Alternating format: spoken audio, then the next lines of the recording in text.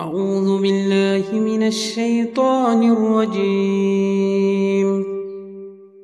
قل إن كانت لكم الدار الآخرة عند الله خالصة من دون الناس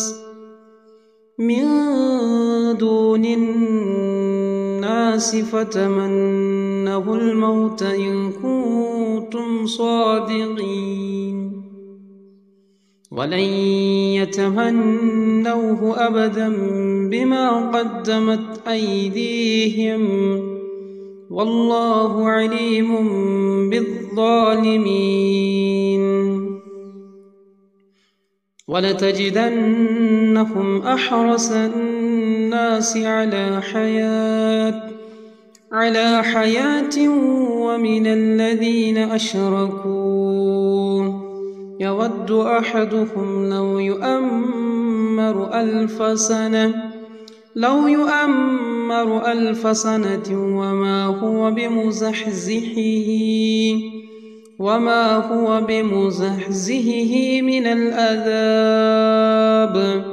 من العذاب أن يؤمر والله بصير بما يعملون. قل من كان عدوا لجبريل فإنه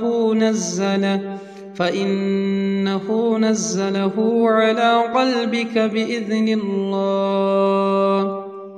بإذن الله مصدقا لما بين يديه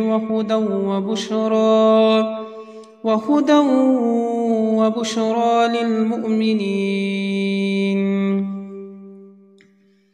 من كان عدوا لله وملائكته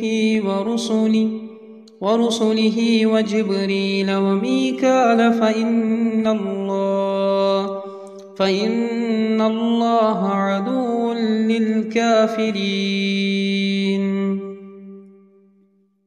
ولقد أنزلنا إليك آيات بينات وما يكفر بها إلا الفاسقون. أوكلما عاهدوا عهدا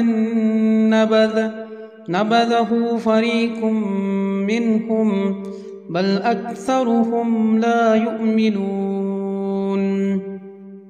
ولما جاءهم رسول من